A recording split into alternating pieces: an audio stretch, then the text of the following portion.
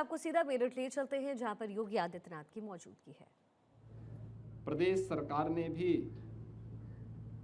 हर ग्राम पंचायत में खेल का मैदान हो, ब्लॉक स्तर पर मिनी स्टेडियम, जनपद स्तर पर एक स्टेडियम का निर्माण, विधायक खेलकूद प्रतियोगिता और ग्रामीण लीग की प्रतियोगिताओं के माध्यम से इस खेल संस्कृति को एक नई ऊंचाई प्रदान करने का प्रयास किया है।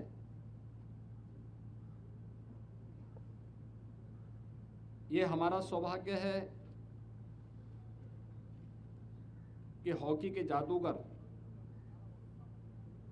मेजर ध्यानचंद जी के नाम पर प्रदेश का पहला स्पोर्ट्स यूनिवर्सिटी का निर्माण मेरठ में हो रहा है।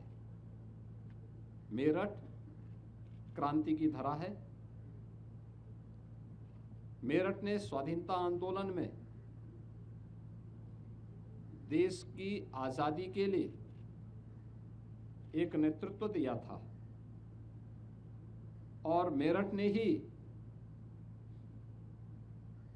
वन डिस्ट्रिक्ट वन प्रोडक्ट में स्पोर्ट्स आइटम को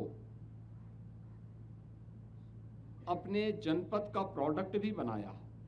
तो स्वाभाविक रूप से मेरठ का सबसे अधिक अधिकार बनता था स्पोर्ट्स यूनिवर्सिटी पे, और इसीलिए हम लोगों ने यहाँ पर सरधना में गंगा नहर के किनारे 90 एकड़ क्षेत्रफल में, जिसमें अभी 10 एकड़ और हम देने जा रहे हैं, यानी 100 एकड़ क्षेत्रफल में प्रदेश के पहले स्पोर्ट्स यूनिवर्सिटी के कार्य का शुभारंभ किया। आदरणीय प्रधानमंत्री जी के कर कमलों से कार्य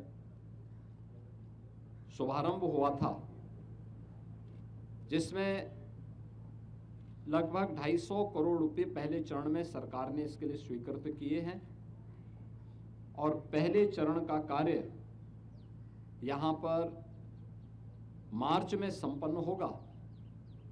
सेकंड फेज के लिए 200 करोड़ रुपए से अधिक के कुछ नए प्रोजेक्ट हम लोगों ने यहाँ पर दिए हैं, जिसको भी हमें आगे बढ़ाने के लिए मैंने यहाँ पे कहा है। और मेरा अनुमान है कि 31 मई 2026 तक phase first and phase second के सभी कार्यों को हम आगे बढ़ा सकेंगे। अगस्त 2025 में यहाँ पर स्पोर्ट्स यूनिवर्सिटी का अपना पाठ्यक्रम प्रारंभ हो चुका है। अभी यह सरदार वल्लभ भाई पटेल कृषि विश्वविद्यालय मेरठ में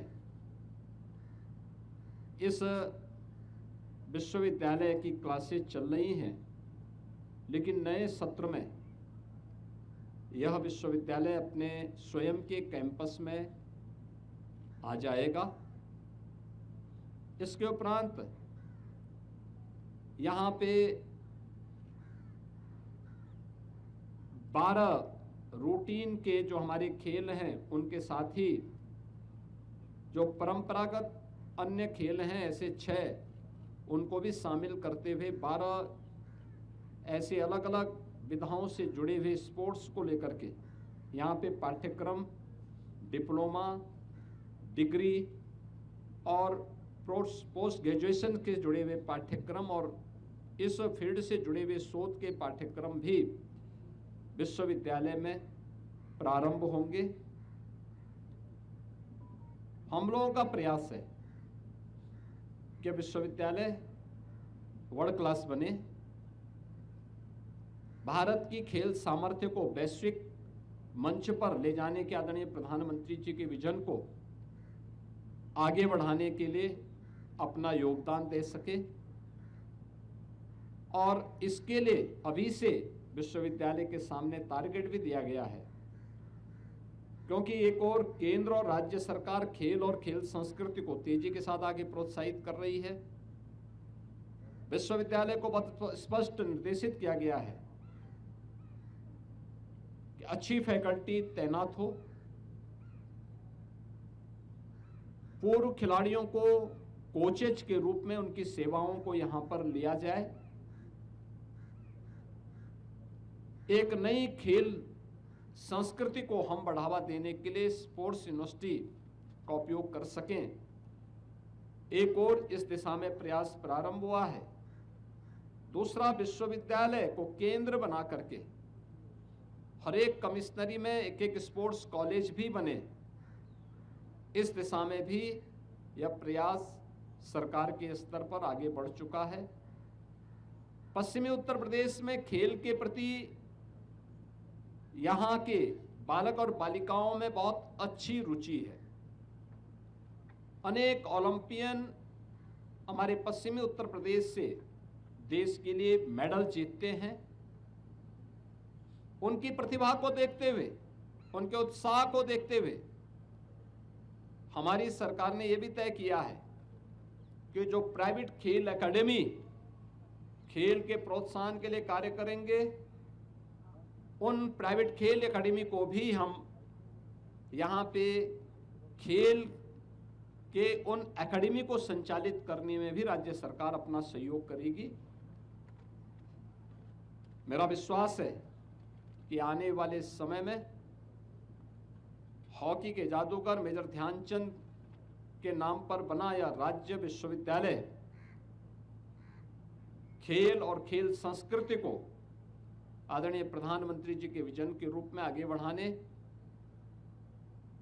विकसित भारत में खेल और खेलकूद के पाठ्यक्रम भी विकसित भारत के अनुरूप दिखाई देंगे। इस विश्वास के साथ आज यहाँ पर एक कार्य योजना आगामी बनाई गई है। आज विश्वविद्यालय ने अपना लोगो, अपना फ्लैग और विश्वविद्यालय की अपनी एक यूनिफॉर्म आज यहाँ पे लॉन्च की है। मुझे पूरा विश्वास है कि विश्वविद्यालय खेल और खेलकूद की गतिविधियों को आगे बढ़ाने के लिए एक नया स्टैंडर्ड तय करेगा। यहाँ पर उस प्रकार के कार्यक्रम प्रारंभ हो चुके हैं और आने वाले समय में यह और एक नई ऊंचाई को पश्चिमी उत्तर प्रदेश के युवाओं को एक नए प्लेटफॉर्म के रूप में प्रदेश का मार्गदर्शन करता हुआ दिखाई देगा। धन्यवाद जी।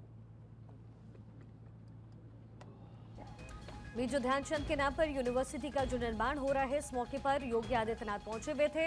यूपी में खेलों को कैसे बढ़ावा दिया जा रहा है, इसका जिक्र सीएम योगी आदित्यनाथ करते हुए नजर आए।